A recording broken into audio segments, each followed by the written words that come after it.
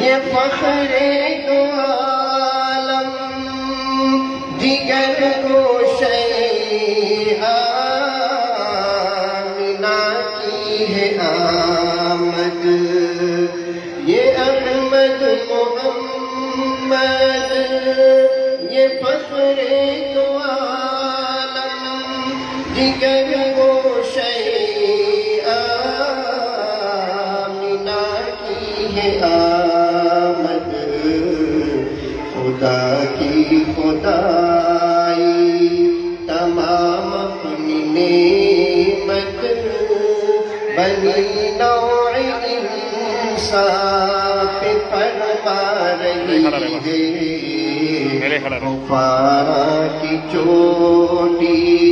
سے رحمت کی بدلی اٹھی جا رہی ہے بڑھی جا رہی ہے ریکارڈنگ ہو رہا ہے زمین آسمان بخود ہو گئے عجب شان خیر البشر دیکھتے ہیں زمین آسمان بخود ہو گئے ہیں عجب شان خیر البشر دیکھتے ہیں عرب سے عجم تک زمین سے فلک تک نوازش نوازش نظر آ رہی ہے دعائے خلیلوں سراپا محبت سراپا عنایت سراپا شرافت سراپا سخاوت سراپا محبت سراپا عنایت سراپا شرافت سراپا سخاوت یہ بزم نبوت ہے شمع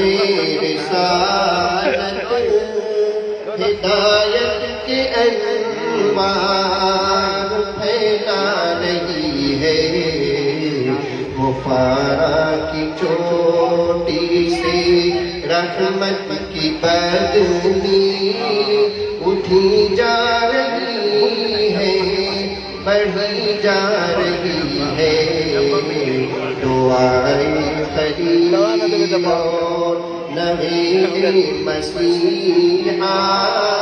ذرا دیکھیے کیا اثر لا رہی لمبا پائپ سامنے ادھر سے اب سید عالم بہتری اور سرنجیت آواز کی باری مولانا عبد الرحمان صاحب آدمی کو دعوت دیتا ہوں کہ وہ آئیں اور اپنے لائف چالو ہے فیس بک سب دنیا دیکھ رہا ہے ہاں ہاں لیب چالو ہے لینا نہیں بنے سے کری لائٹ چالو بنے سے کر کنہیں کو کھا موبائل ہے کہ لائٹ چالو ادھر ادھر گھماؤ لائیو ہم کو دیکھو اس سے جو انسٹاگرام پہ لائیو آتے مزہ آتا ہے فیس بک پہ لگا ہے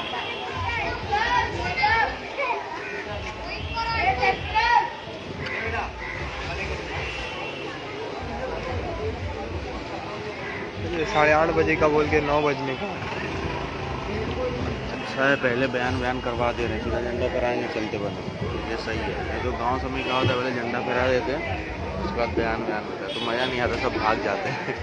نسخہ بھی لے کر بھاری ٹوپی میں آ جائے للہ بھائی کا دماغ ہوگا.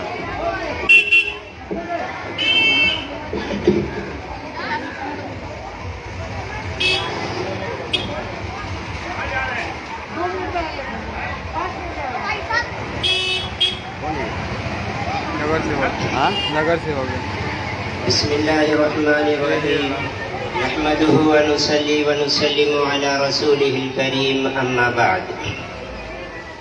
بیٹھنے تو بڑا اڑائے کچھ ورق لالا نے کچھ بلبل نے کچھ گل نے اڑائے کچھ ورق لالا نے کچھ بلبل نے کچھ گل نے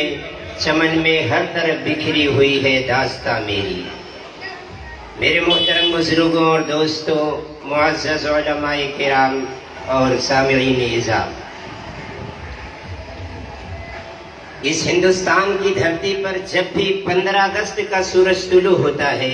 تو ہندوستان کے در و دیوار پر ایک خوشی و مسرت کی لہر دوڑ اٹھتی ہے. ہر ہندوستانی کا چہرہ خوشی سے تمتما اٹھتا ہے اور پوری فضا میں ایک خوشبو سی پھیل اٹھتی ہے، کیونکہ ہندوستان میں 15 اگست کی تاریخ یہ ہندوستان کی تاریخ کا سب سے روشن اور تابناک دن ہے. اس لیے کہ 15 اگست 1947 ہی کو یہ ہندوستان انگریزوں کی بیڑیوں سے اور انگریزوں کی غلامی سے آزاد ہوا تھا. اسی 15 اگست 1947 کو اس ہندوستان نے پہلی مرتبہ آزادی کی فضا میں سانس لینے کا سلیقہ سیکھا تھا. اسی 15 اگست 1947 کو ہندوستان کے لوگوں نے آزادی کی فضاؤں میں چہچہانے کا، آزادی کی فضاؤں میں مسکرانے کا سلیقہ سیکھا تھا. یہ 15 اگست جب بھی آتا ہے تو ہمیں خوشحالی اور فارغ البالی کا پیغام دیتا ہے. 15 اگست 1947 کا دن ہر ہندوستانی کے لیے انتہائی اہمیت کا دن ہے، اس لیے کہ 15 اگست کا دن تاریخ ہندوستان کی تاریخ میں سب سے روشن اور تابناک دن ہے.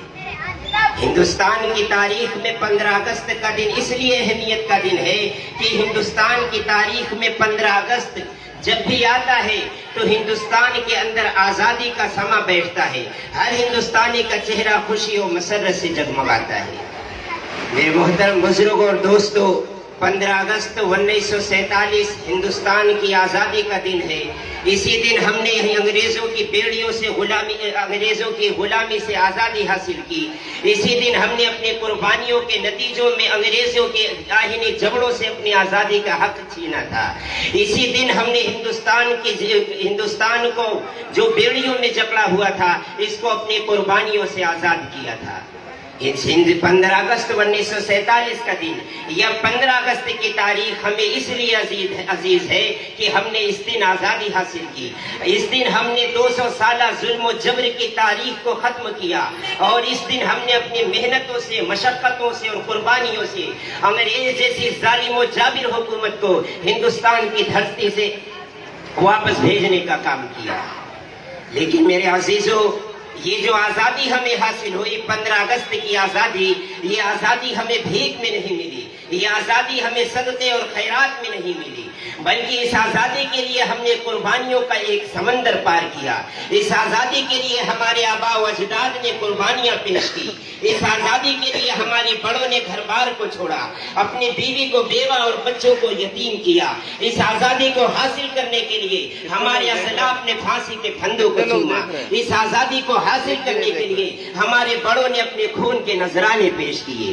ان تمام مجاہدوں کے بعد، مشقتوں کے بعد، تگ و دو کے بعد تب جا کر کے یہ ہندوستان آزادی غلامی کی بیڑیوں سے آزاد ہو سکا.